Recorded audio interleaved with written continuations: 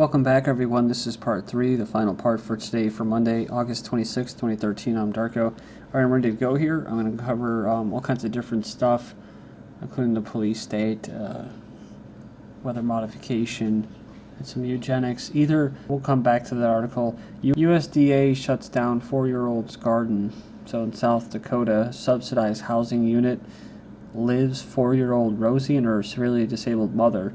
They survive on an incredible $658 fixed disability stipend, and it says any tiny unused space just outside their back door seemed like a good place to grow some veggies to supplement their food source.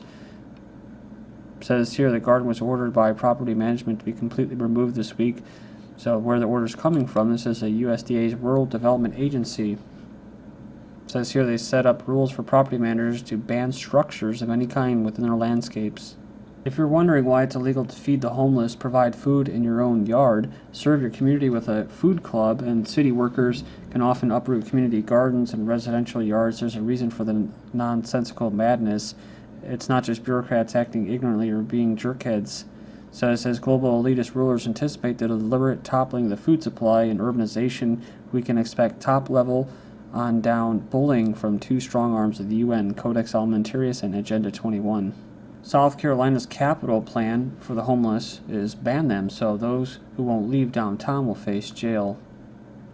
So it says they approved a plan to rid its downtown of the scary homeless people officials fear might prevent Columbia from becoming a regional economic hotspot. So again, like I said, there's always going to be unemployment in this system where people are manipulated and used. But the main thing is that, it decreases value, and people don't want to see the homeless. I watched the show Houses of Cards with Kevin Spacey, and I can't stand the show, but I keep watching it. It's kind of weird, but I just want to see how it seems like this is how it really is, how it works. And his wife, pays this homeless guy that's outside her business. She sees him and she kind of looks at him with this kind of like disgust, like, oh, he's a piece of shit. He's like litter or garbage in front of her. And so she eventually just gives him some money and tries to pay him off and to leave. And then, of course, like the next day he's back there and he takes her money and throws it on the ground. So it's all about getting him out of sight, getting him out of mind. Otherwise, it stifles this rigged economy and how the wealth inequality keeps going and going, and the rich get richer and the poor get poorer, which is, that's how they showed in that show, too, that the guy that was, this guy, they made him look like a damn caveman, but he was screaming, and I guess Kevin Spacey was like a congressman, a whip for the Congress, came out, and, the cops were like, be careful, we detained this guy, he was screaming, and he tried to break into the, to the building, government building, and he goes up to him, and he's screaming, and eventually he sits down, squats in front of this homeless, he looks like a homeless guy, because he's disheveled, and he's like handcuffed behind his back around his light post, and Kevin Spacey crouches down and he's like, nobody can hear you, nobody cares, nothing that you do will become of this. And then he walks away and he tells the cops, he's like, let these friendly gentlemen take you home. And I'm thinking, this guy doesn't have a home, And so this is what it's all about. In Russia, they did the same thing. They're going to send the homeless out to rural areas, so you don't have to look at them anymore instead of handling and fixing the cause. But it goes on here, and it says here that residents will also have access to a new hotline that they can call if they spot a homeless person downtown. Homelessness in the country has surged 43% over the last couple of years and could erode the entire foundation of what we're trying to build in this city. Wow, what a douche. Not to be sounding depressing, but, so when these homeless people kill themselves, these same people will say, well, wow, that's so sad, they took the coward's way out. I mean, they view them as useless eaters, as garbage. Church group members threatened with arrest for handing out biscuits and coffee to the homeless. So North Carolina church group said they were prevented from handing out food to the homeless after the police threatened them with arrest, according to their website. So they're giving out coffee and breakfast sandwiches to those in need, according to the church's website. But when they went down to their usual weekend spot to dole out the food, they said here that they were greeted by officers by the Raleigh Police Department. The officer said quite bluntly that if we attempted to distribute food, we would be arrested. We asked the officers for permission to disperse the biscuits to over the 70 people who had lined up waiting to eat. They said no. I had to face those who were waiting and tell them that I could not feed them or I'd be arrested. To ABC Raleigh, the police were there to enforce a city ordinance that bans the distribution of food in any kind in any city parks. So, that's the public's park, right? So it says here that they would need to apply for a permit now to use the park, which costs $800 a day. Now seeking owners of private buildings to distribute the food. Loneliness is deadly. Social isolation kills more people than obesity does, and it's just as stigmatized. I've covered this before, the culture of extraordinary rise of living alone. In 1950, only 22% of American adults were single. Today, more than 50% of American adults are single, and 31 million, roughly 1 out of every 7 adults, live alone. People who live alone make up 28% of all U.S. households. That's a third, which makes them more common than any other domestic unit. So it says here they classify this phenomenon as the biggest social change in modern society. They say it liberates us from constraints of domestic partners, needs, and demands, and permits us to focus on ourselves. So back to loneliness, it says here that studies of elderly people in social isolation concluded that those without adequate social interaction were twice as likely to die prematurely. The increased mortality risk is comparable to that of smoking and about twice as dangerous as obesity. It impairs immune function and boosts inflammation, which can lead to arthritis, diabetes, heart disease. Loneliness is breaking our hearts, but as a culture, we rarely talk about it.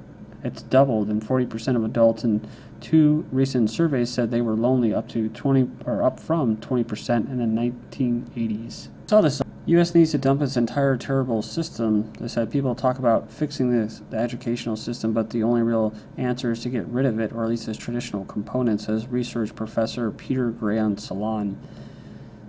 So it says here that the purpose of schooling back then was, or even now, was the top-down teach and test method in which learning is motivated by a system of rewards and punishment. Basically, they want to churn out students who would obey without question. So rather than curiosity or any real felt desire to know. So it's designed for indoctrination and obedience training, but not much else. So it's no surprise that many of the history's great minds hated school. Also evidence that shows that most students are burnt out by the time they reach high school or even middle school, and many of them feel increasingly negative about the subjects they're being taught.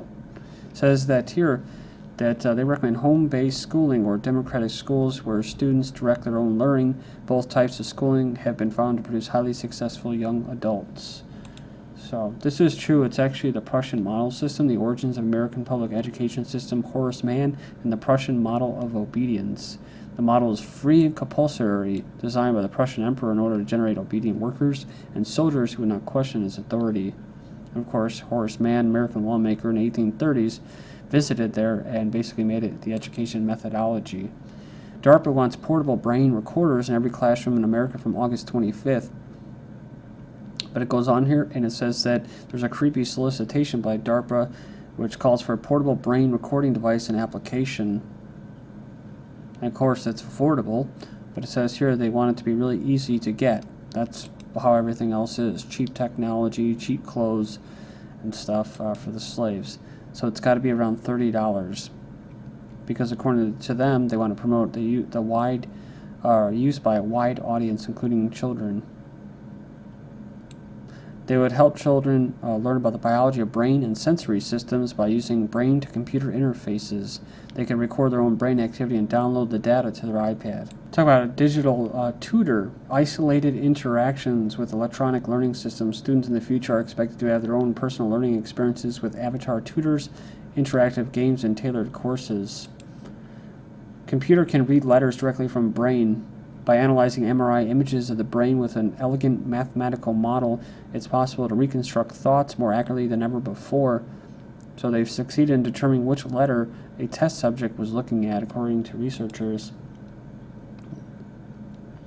Either write the software that eats the world or be eaten from TechCrunch from the 24th says maybe they're wrong, maybe everything will be fine.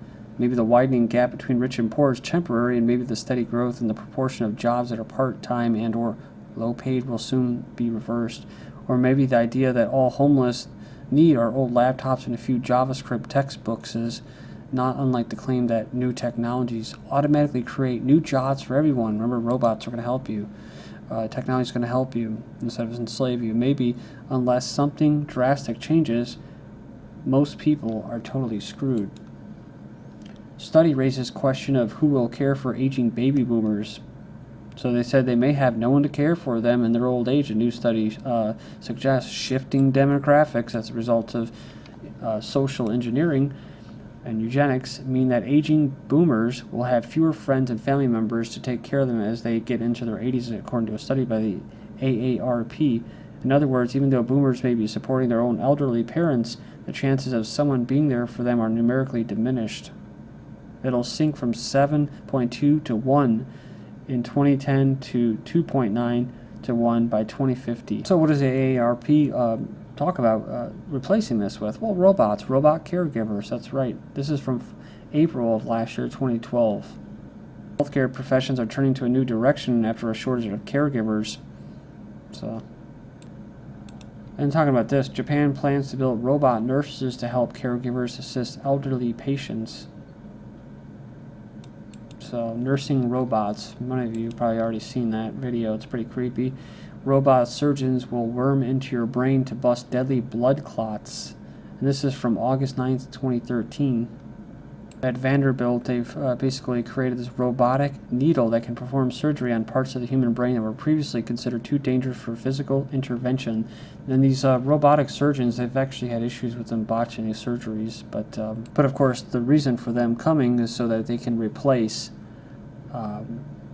humans, with unsteady hands and that. They can do a better job. Kind of like drones can kill more ethically than humans. Pilots. Robot prison guard is the first of its kind. That's in Korea. Australia, gigantic robotic mining trucks haul iron ore. So it says that robots are proliferating. Meanwhile, it's the kind of technology the Pentagon has been seeking for supply trucks and convoys on the battlefield. This could be a test case. So the trucks weigh about 500 pounds. They're massive. They operate on their own, navigating mining roads, connecting the iron mines with guidance systems provided by GPS, radar, and lasers. It's a $13 billion mining operation, one of the largest mining firms.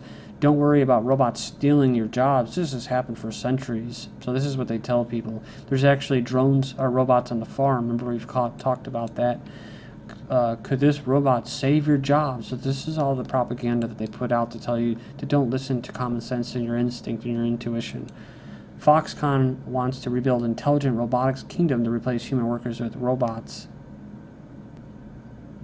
So it says here they're going to replace humans with 1 million robots to fight surging labor costs. So the price of labor has led to Japanese and European robot makers to expand their activities in China, where industrial robots are spreading very quickly. It says the question is which robot makers will win the biggest market share. Then bayou corn, the biggest ongoing disaster in the U.S. you haven't heard of.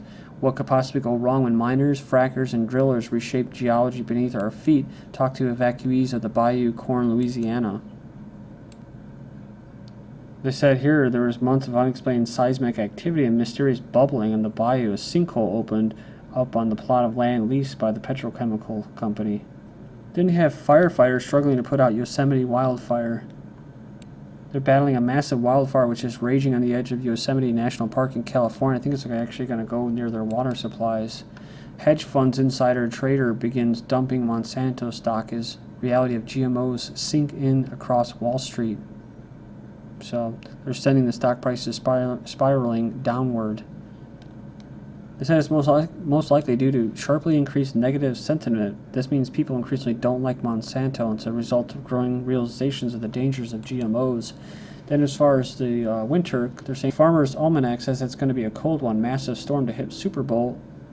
2/3 of the U.S. will have a colder than usual winter, heavy snowfall in much of the country. You really can't make this up. Scientists ponder global warming effects as sun enters era of very few sunspots, and of course that's what the Farmer's Almanac uses. Use sunspot activity for predictions. Coming flip of the sun's magnetic field in a few months marks the peak of the current sunspot cycle, one has produced the fewest sunspots in at least 100 years. And they're saying it could lead to a little ice age. So they said, what impact is going to have on global warming? Well, global warming is impact by humans and CO2. So there's some real confusing stuff that they're trying to come up with here. They state the obvious. They say that it's going to reduce global average temperatures, but that the warming trend would resume once solar activity returns to normal. So what does humans have anything to do with this? Anyways, this is GGN. I'm Darko. Thank you.